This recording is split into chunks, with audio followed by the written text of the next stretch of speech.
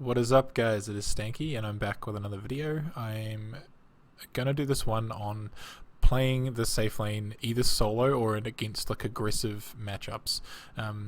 Often in pubs I'll pick a pick a safe laner and end up with like a jungler and a roamer. Like if you look at our lineup here, we've got a mid meepo, an offlane tied, I'm safe lane on Drow, the Legion Commander's gone jungle, and the Bounty Hunter's roaming. He does spend a bit of time top, but basically I don't have a dedicated support, never mind a tri-lane. So this ends up happening, I'm sure, all throughout MMRs, even at 5k, so, and probably above. And I have two games, so I'm going to go through just the early game, like the first 10 minutes or so of both this Drow game and a Juggernaut game that I played as well. One of the first things that's important is picking a hero that's sort of able to be sustainable by yourself. I first picked this game because I'm a scumbag and picked Drow, and then we proceeded to pick 5 melee heroes, so that wasn't really like, you know, your typical Drow strategy, but Drow's, like any ranged hero is sort of good enough for a start, but if you're picking a melee hero you need to have something like a Juggernaut, or I can't think of another one at the moment, but like another hero that has some sort of sustainable regen by himself, like Jug has healing ward. So anyway, let's get into the game. The first thing is I blocked the wave, so I'm trying to keep the lane equilibrium as close to my tower as I can for the start. So just blocking, tried to block this stupid melee creep behind the range creep, so that and then I ducked down here to block this one so that the range creep is at least getting attacked by one at least of the melee creeps, so it'll die first, and I think I get the deny on it, which is huge. So like getting the deny on the range creep is really important. I'm 1v2, so I will be getting an experience advantage, and ignore my bad last hitting, but trying to get my experience advantage up, and I can maximize that by getting off denies, especially on the range creep. So here the wave ends up being pulled towards me, so they've pulled these ones back, and I just sort of countered that by pulling these towards me. I wanted to go buy my Wraith Band, so I didn't get the ideal block position. Ideally I'd want to have it closer to my tower, but I used the time I was running away from creeps to get down here to buy my Wraith Band so that I can increase my opportunity to last hit by upping my damage. The next important thing to do is to buy enough regen for your lane, so a tango and a salve is like a bare minimum. You might even want 2 sets of tangos, or at least some ironwood branches, so that you can turn the branches into trees and then eat them with your tango to get double the regen.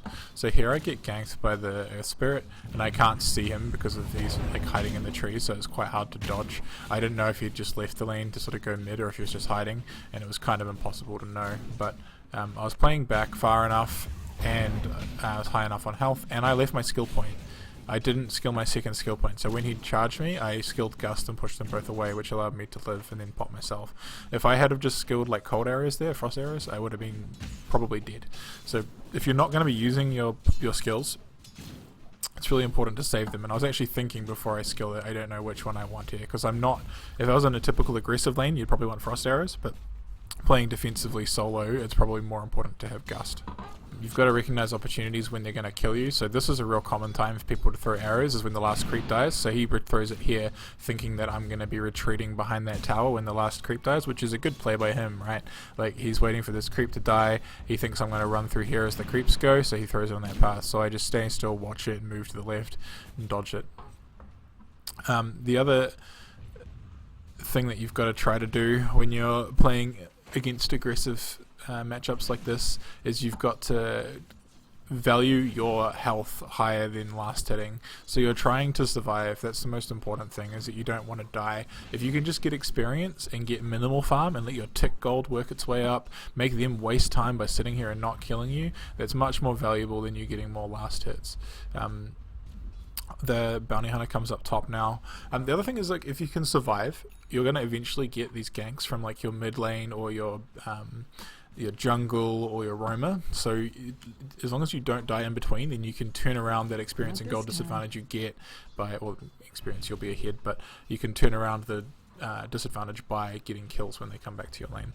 So here I wasn't really keen to go on him. Part of the problem is if he traps him in the trees here and hits him, he can stun or roll out, and if I gust, it's going to push him past the Bounty Hunter. So here he's just keeping vision for me, and then as soon as he starts his roll, I just dodge it, and I turn around here to fight, which is fine, and I just eat an arrow, but I wasn't really expecting him to throw that. But they took a lot of damage under tower and from our creep wave, so I think it was a pretty fair trade, and I ferried out more regen. So I got the, just as that was happening, I was low, I knew I was going to need more, so I bought a set of tangos. And there's fucking pauses. I actually picked up boots here because it's quite important in this lane for not just being aggressive, like I can run here and sort of attack the bottom, pop in and pop out, but also for dodging arrows and dodging the roll from and the stuns from Earth Spirit. So move speed's actually really important. And I'm trying to play up in my position as well, right? Like I'm trying, if the creeps are here and that's where my vision is, I'm trying to sit up at the top of the wave here because I don't know where the Earth Spirit is. I mean, he's gone middle now, and also you can throw arrows through the trees here along the side. Just trying to keep as safe as I can, play back, and when I get an opportunity to farm like this for free, you got to make the most of it and make sure you don't miss your last hits. And when I get left alone with the bottom like this, I've got to start trading because he's going to get low on regen as well. I don't actually know how much he has now, but I mean, he's out, right? So he's got no regen left.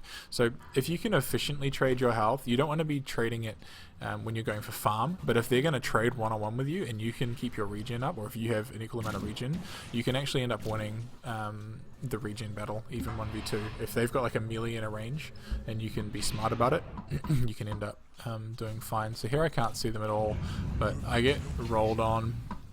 I don't think I had any vision. Let's just watch again. So they show up on my map, so I saw them there.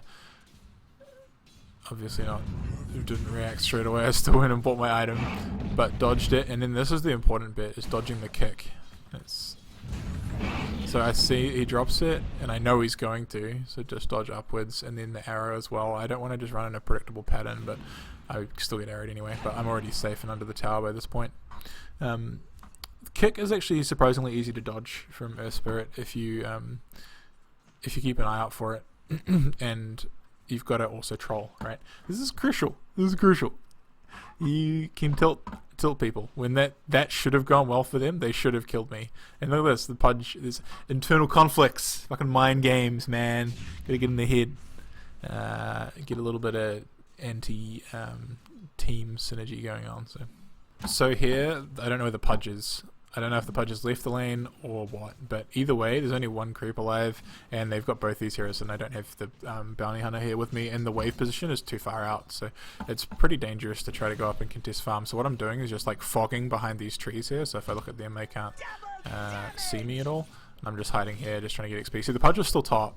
He was waiting for me. If I came back down to the wave here and farmed, the Pudge would have just killed me. And now this is where I get my sick gank rotation from the Legion Commander coming out of the jungle. Whoa, no, just kidding. But you have to be aware of when to just not go to the lane. If you've got a roamer like a Pudge that's not accounted for, you've got to be aware of that. I asked the bounty hunter to give me a ward here, which he does, which is really important. If I'm going to be left alone, if I can have a ward here or on this spot, if I'm doing like pushing the wave a little bit further, but generally here is better because you get vision like up in this area as well.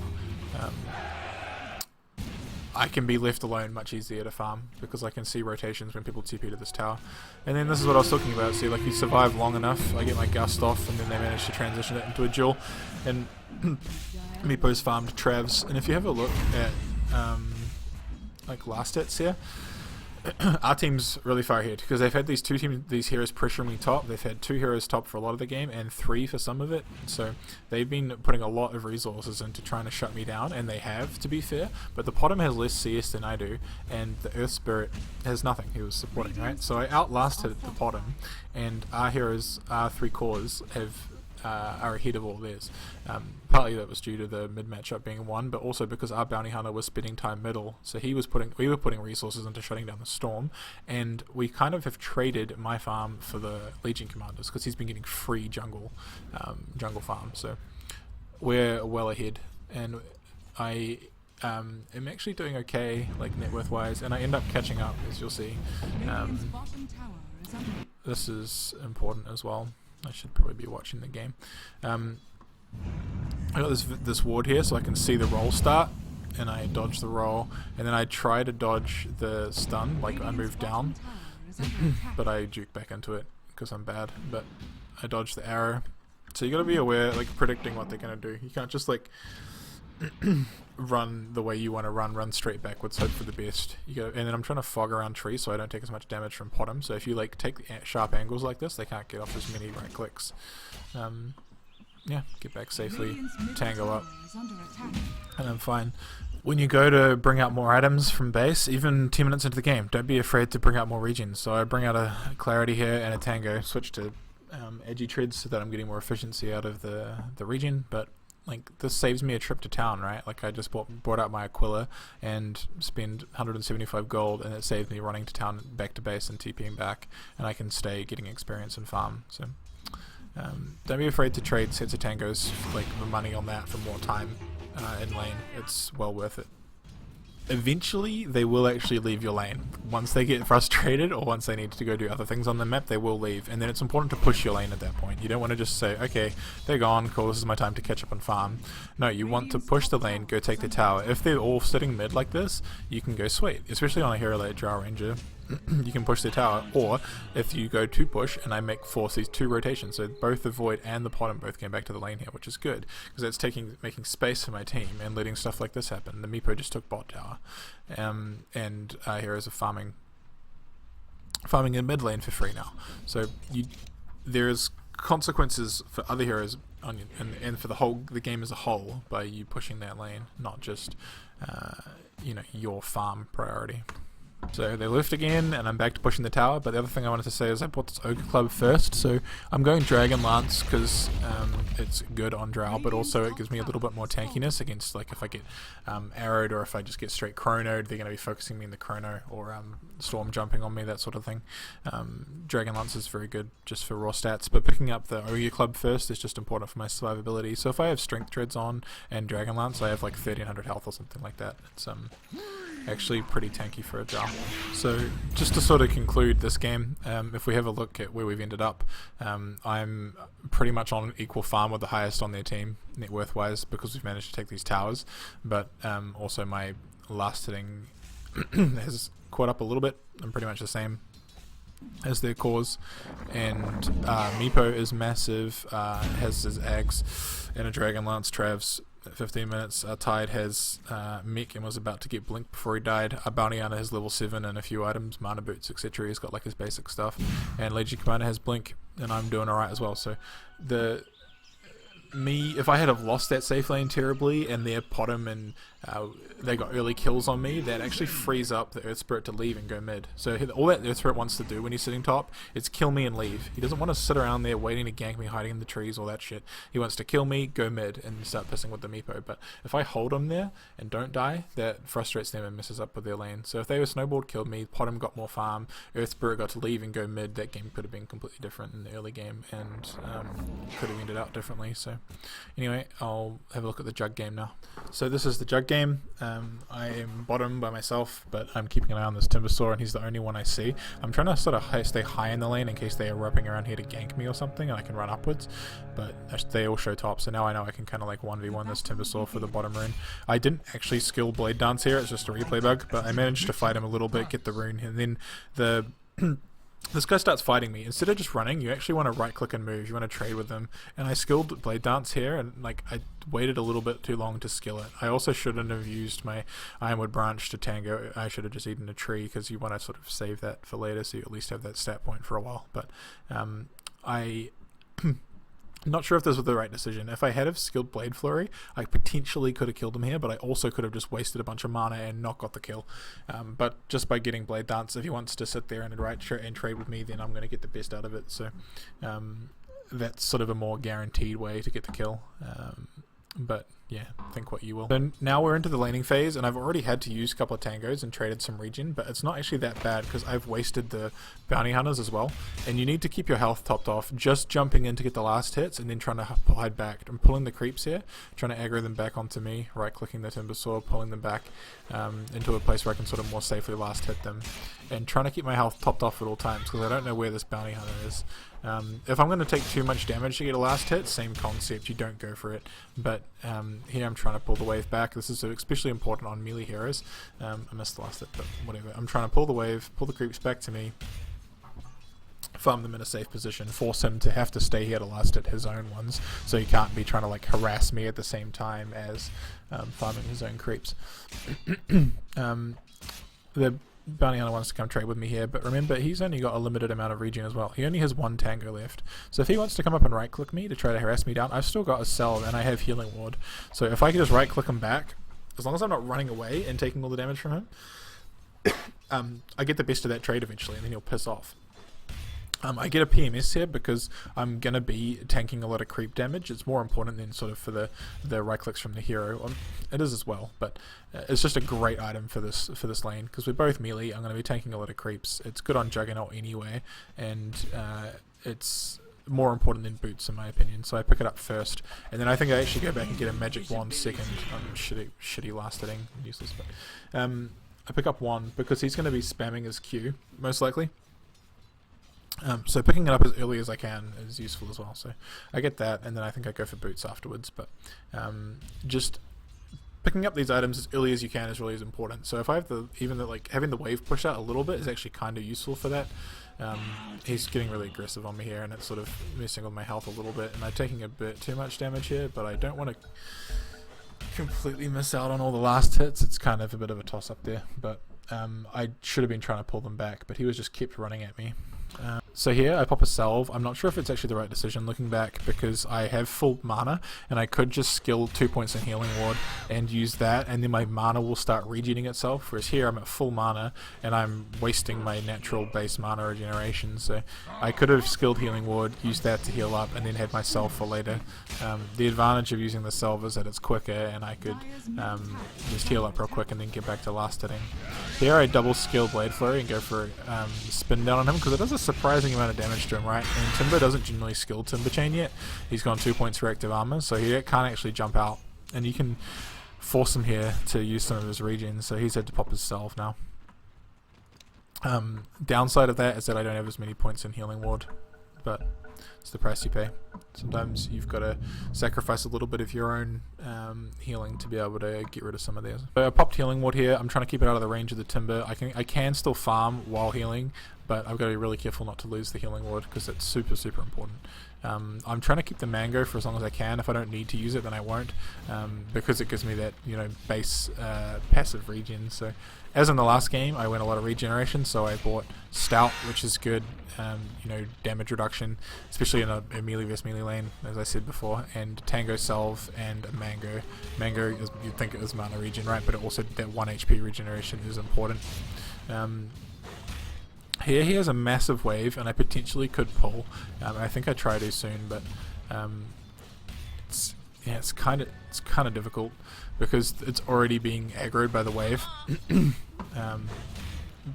So it's just kind of a natural result of him running at me and him tanking most of the damage on himself. Here they're gonna try to kill me, but I just juke to the side because if you're running away from a timber saw, you never want to run in line with him in the trees. So you got to keep that in mind. If you just run straight back down in the wave and he's chasing after you, he can't hit you with his timber chain. So here he's chasing me, so I don't run to the left. I go cut across back to the right, even though it's not the most efficient way to get away from him, but it is the best way to get away from his chain. So here I can pop Mango, which you might think is the right thing to do, but I think it's better here to Magic Stick. I actually think about it. You can see me hovering over it. But I think it's right to use Magic Stick and then use Healing Ward because Magic Wand is gonna gain more charges again, and again I get to hold on to my HP regen from the Mango until I actually need it. The argument against it is that Magic Stick provides like burst healing if I get ganked again, but he's spamming a spell so often it's going to come back, and I think the sort of long-term sustainability of the HP regen is sort of worth the trade-off of not having the burst heal. So here I pull to sort of get a couple of creeps denied, but he comes over to contest it, and I don't want to muck around with this, so I actually leave him to it. He can go get that last hit if he wants it. I'm going to run back around here and get my own, and then pull the wave back to me, pull it off the wagon, reset the wave equilibrium a little bit. So here it's pushing into my tower, and I want this last hit. He right-clicks me here and starts tanking tower damage. Cancels it again, but it's a mistake that he made, I guess. Just trying to get the most last hits that I can under tower. And here I'm a bit more safe from Bounty Hunter as well, so if I can eventually get the wave back to here, it's pretty good for me. It's a bit harder to last hit because I don't have a quelling yet, but under the tower. And the Timbers can kind of freely contest me because he's a Timber Saw and has like, stupid amounts of armor. Can do shit like that. But at least I'm sort of safe from the Bounty Hunter ganks. So here, he's got control of the wave. The wave's too far pushed out. I need to try to get last hits here, so I'm just sort of jostling forward. When he runs at me, I back up. When he turns around again to go back to last hit, I run back in again, and just sort of pulling him towards me, making him have to leave what he wants to do to come and deal with me, and in the process right clicking him so that I pull the creeps towards me, trying to edge the wave back down to my favor. Here I don't want to go pressure him or go take too much damage, because I'm about to gank him and I want sort of all the health that I can have for the gank. Try to get a little bit of damage off him on there for free, because we're about to TP in to go for a kill, because I called for this on my team. I said, hey, I've got Omni Slash, I wonder if we can kill this Timbersaw. Here I use Spin because I don't want to take the extra damage from when he pulls his ultimate back, so I'm kind of forced into having to go for the gank straight away. What I kind of want to do is kill these creeps so that they can freely hit their stuff, but also he just ran far enough forward that they could hit arrow. And then this is super unfortunate. I probably could have done better here. I thought if I just pop Mango and ulti him here, my ultimate on a guy with that much health, plus all of them hitting it, should kill it. But I bounce up here and kill this wagon and fucking that creep and shit. And then he chains away. And what I should have done here is not run down to him. I should have run across and potentially would have been able to kill him there if I got a crit. But I end up dying here, and because I chased too far because I'm frustrated. And then my team are trying to chase him, and I have a winch, and then we get RP by Magnus and die. So it went out really poorly, but the idea was good. So I'm back in lane now, bought a quelling, I've TV'd back in, and he's coming in here to pressure me. These two creeps are low and aren't really taking much damage, so if I spin here, I can get both of them and actually force him out to waste some mana and get some good damage off on him. Because by this point he shouldn't really have any regen left, and I got every last hit in that wave. So his regen now is just his sort of base HP regen, so if I can get him low enough, he actually has to be scared of me. So that's the sort of play here. That this bounty hunter shows up in my lane because he's a prick, but I don't want to pop healing ward here yet, so that's why I'm not just throwing it up, because if he kills that, then I'm stuffed and I have to go back to base. But the Timbersaw is low on mana, because I made him Timber Chain away, made him waste that sort of stuff, so he can't actually go on me there. So I just fall back, drop my healing ward, and heal up. My bottom goes for an arrow here but misses it, but again, I've gone extra points in this healing ward. I've gone 2 points. I potentially could have gone more, but you sort of lose a bit of the effectiveness of your kill potential when your team does show up, so you want to just go enough to be able to survive in the lane. But even though it only increases by 1%, it's still like a 50% increase when you look at it in the actual healing cost for one level, and it sort of loses efficiency with each level, right? I'm not sure if I explained that concept quite like I wanted to, but what I'm trying to say is that if you have a 2% first level, to go from 2 to 3 is a 50% increase, and then to go from 3 to 4 is like a 33% increase, 4 to 5 is a 25% increase. So you get your like biggest benefit from that second level, or the first level and the second. Each subsequent level gives you a lower percentage gain. So there's diminishing returns to skilling it. I go phase boots here. You could argue that I should have gone a Ring of Health just for some more sustainability in lane, but the phase boots, what it does allow me to do is actually not keep my health as high, but be more mobile. So if the Timbersaw tries to use his ultimate on me, I can like juke that more easily with the move speed bonuses from phase boots. Or if the bounty hunter comes to kill me, I can phase away, or I can like blade flurry phase. It's also more last hitting damage, so yeah, I can dodge here with phase, and I don't take the damage that I potentially would have taken had I gone a Ring of Health. So I guess it's a personal preference thing, but that's my reasoning for going it. So the other important thing that I do by getting pressured all the time is, besides making space for my team, is I make them into potential to kill targets. So when this Timbersaw gets angry that he's not killing me and starts diving me under tower like this, and the bounty hunter rotates down to come try kill me as well, I can call out to my team that they're diving, or my team can just react themselves with their own brains, but you can't always rely on that. But look at this, now we got 3 heroes down here, it takes 1 TP. They haven't brought their whole team down, they've just brought these 2, and Meepo comes from mid, and we end up getting a kill on the bounty hunter here. I don't think we get the timber, but you see what I mean? I brought them down into our jungle here, where they've sort of got themselves a little bit more pigeonholed, and our mid can rotate in. I think he'd actually TP's the bottom lane because he has Travs.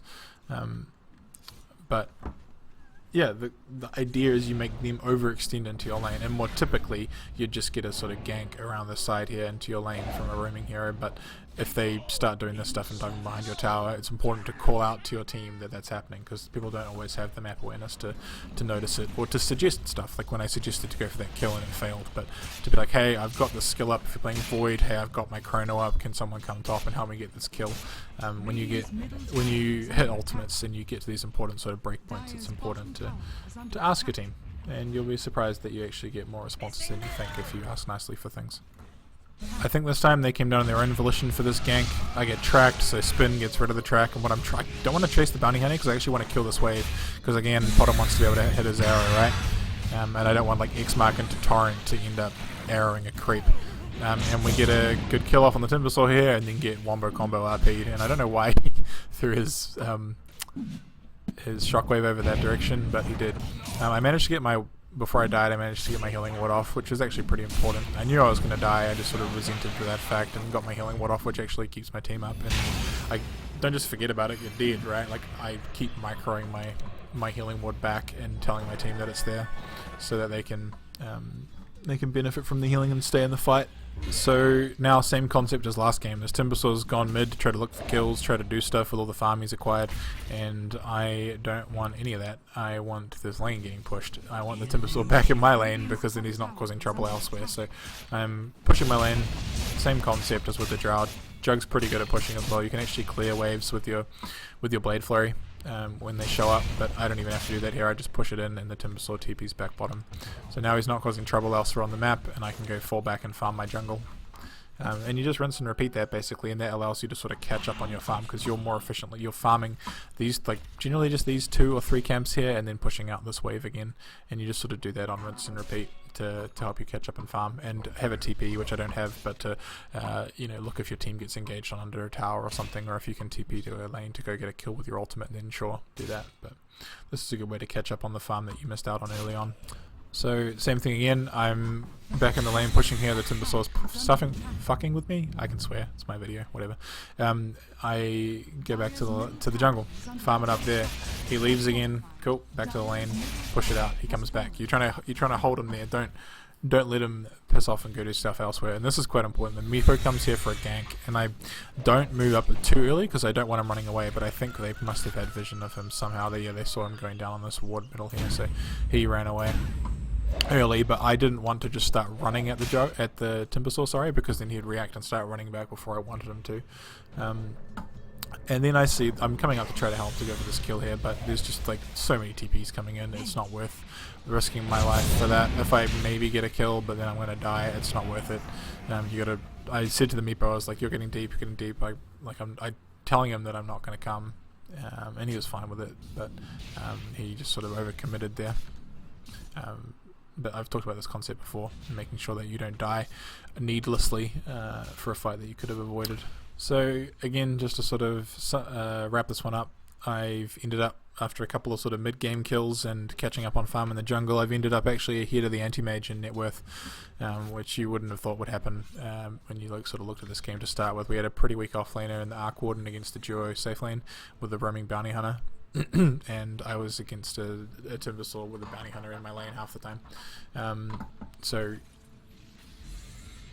by just employing these sort of simple concepts of trying to like not die and just get as much farm as possible and survive, and then looking to catch up once they rotate out of your lane, you can actually do pretty well. And you don't fret by how bad your early game is going. Plenty of times I've won games on heroes, even like anti-mage and stuff, that need a good start and don't have the best laning phase, just by not dying and catching up once they leave my lane. So good luck out there, lads. Thanks for watching. I like it when you like the video and when you leave me comments, because it makes me want to make more. Cheers, bye.